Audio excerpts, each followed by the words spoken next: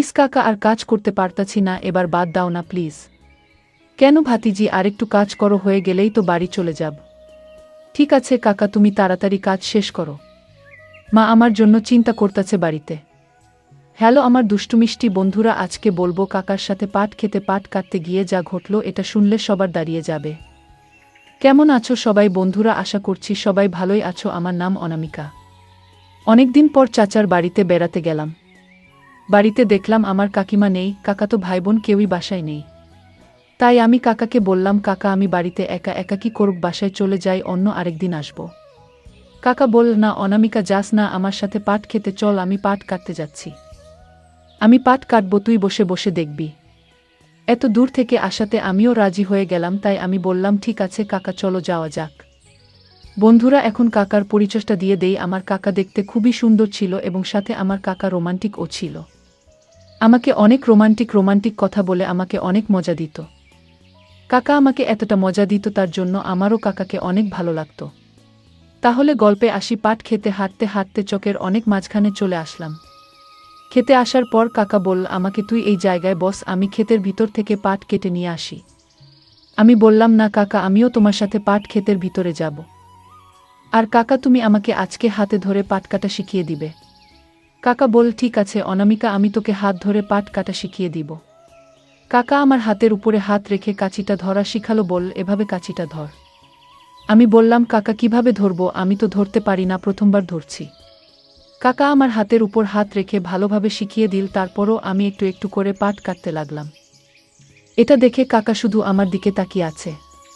কাকা তাকিয়ে আমার দিকে বলছে, তুই দেখতে অনেক মিষ্টি।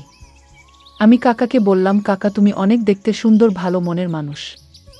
আমি এখন পর্যন্ত তোমার কাছে যাই চেয়েছি, তুমি আমাকে সব কিছু দিয়েছ।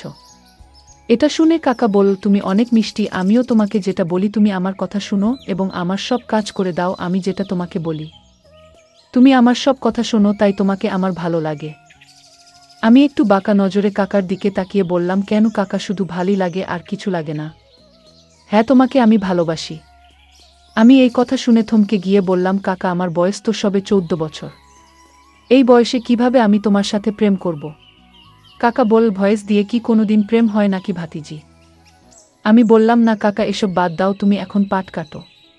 পাট কাটতে এসেছো, পাট কাটো এখন, আর কথা বাড়িও না। ভাতিজি তুমি যদি আমাকে না বল তাহলে আমি কিন্তু পাট কাটবো না, তুমি বলো যে তুমি আমাকে ভালোবাসো। কাকা এসব হয় না। কেন হয় না ভাতিজি? আমার বয়স বেশি, তাই জন্য কি আমি তোমাকে ভালোবাসতে পারবো না? আমি বললাম, ঠিক আছে ভালোবাসতে পারো, কিন্তু মা বাবা যদি জানে তাহলে কি হবে? কাকে বলছে জানবে না? এটা শুনে আমি বললাম, কাকিও তো আমাকে ভালোবাসে, তুমি আমাকে অন্য কিভাবে ভালোবাসবে? আমি বললাম, কাকা এখন পাট ক্ষেত থেকে বের হও। পাট খেতে আমাদের দেখলেও অন্য মানুষরা কি না কি ভাববে। ভাতিজি তুমি যতক্ষণ না বলবে তুমি আমাকে ভালোবাসো, আমি পাট ক্ষেত থেকে বেরোবো না। আজকে থেকে তোমার সাথে আমার কোনো কথা নেই।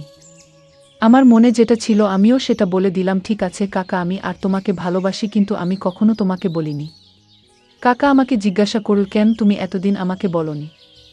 আমি বললাম, আমি তো বলিনি, লজ্জা পেয়ে, তুমি আমার থেকে অনেক বড় তাই। কাকা জিজ্ঞাসা করল আমাকে, আমার কি কোনো বয়ফ্রেন্ড আছে নাকি? তখন আমি বললাম, না, আমার শুধু তোমাকে পছন্দ, আর কাউকে না। এটা বলে আমি কাকে বললাম, চলো বাসায় চলে যাক, কাকি তো বাসায় চলে আসবে, আমি তো কাকির সাথে দেখা করতে বেড়াতে এসেছিলাম। তখন কাকা বল, দাঁড়াও, আমার কিছু পাট কাটা বাকি আছে, এই পাটগুলো কেটে তারপর যাব। কাকা আমাকে পাট খেতে পাশে একটা ছোট্ট ঘর আছে সেটা দেখালো।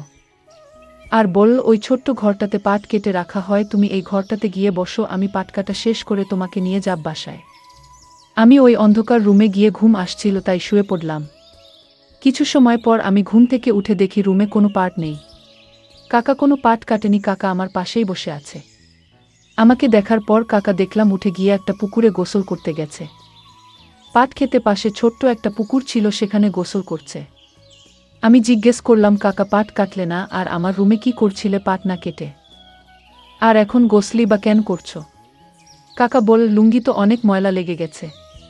আর তুমি বলেছিলে যে আমাকে ভালোবাসো, সে কথাটা ভেবে আমি পাট কাটতে পারিনি, তোমার পাশে বসেছিলাম, এখন গোসল করব। গোসল করে ফ্রেশ হব। এটা শুনে আমি বুঝে গেলাম কাকা পাট না কেটে এখানে বসে কি করছিল। যাক, আমি ঘুমিয়েছিলাম তাই হয়তো কিছু টের পাইনি, সব খেলা কাকা খেলে ফেলেছে। আমি আমার নিচের গর্ততে হাত দিলাম। বুঝতে পারলাম গর্তটা বড় হয়ে গেছে কেন।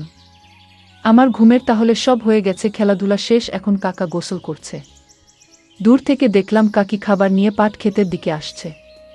কাকা কাকিকে বলল, আজকে কোনো পাট কাটিনি।